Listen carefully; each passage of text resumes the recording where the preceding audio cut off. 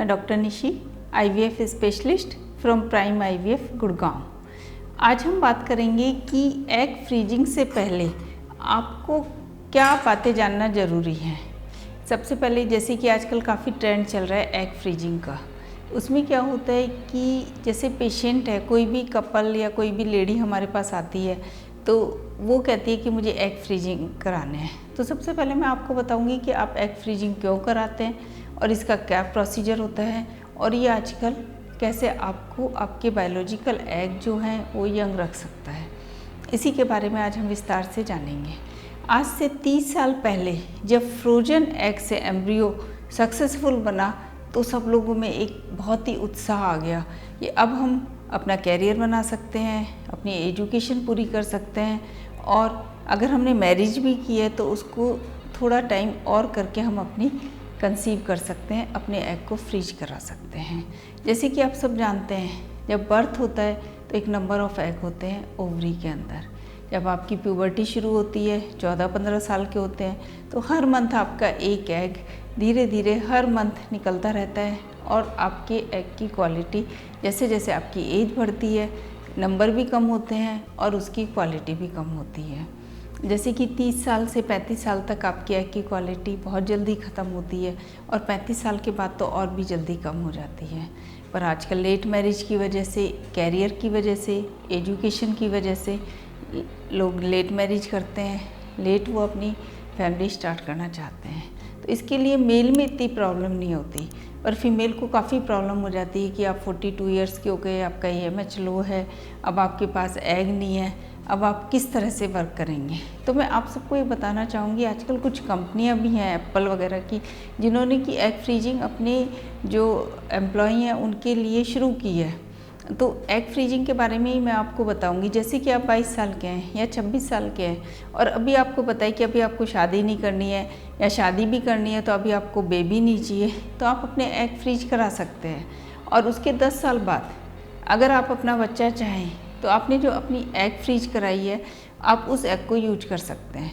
तो आपके एग की जो बायोलॉजिकल एज है वो 26 साल ही रहेगी जबकि आप 36 ईयर्स के हो चुके होंगे। आपके एग पर आपकी एज का कोई प्रभाव नहीं पड़ेगा।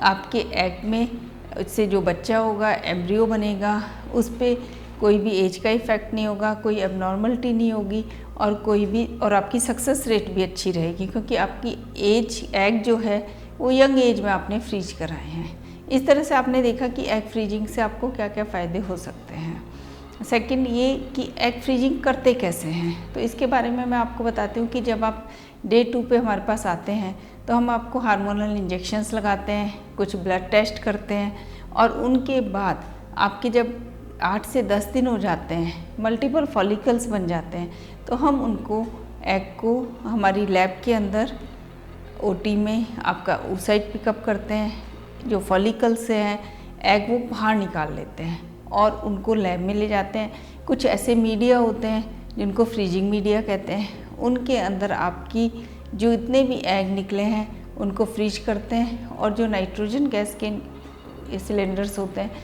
उनके अंदर आपके एग को फ्रीजिंग करके रख दिया जाता है।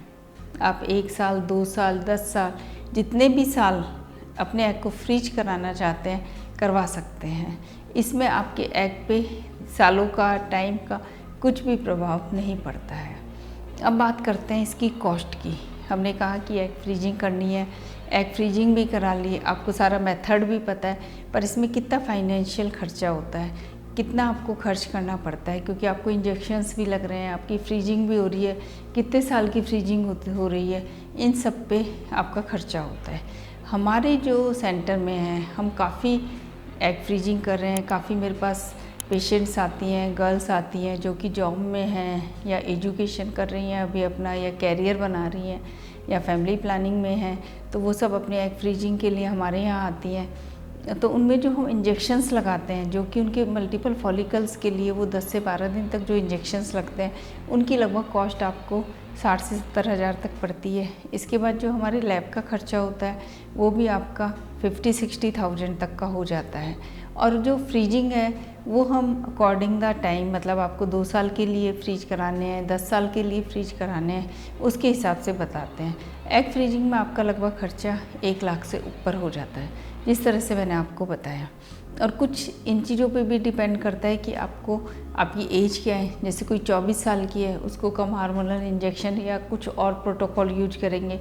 कोई 32 इयर्स की है तो उसके लिए हमें अलग प्रोटोकॉल यूज करने पड़ेंगे। तो उसके हिसाब से भी हम आपके खर्चे में थोड़ा वेरिएशन हो सकता है।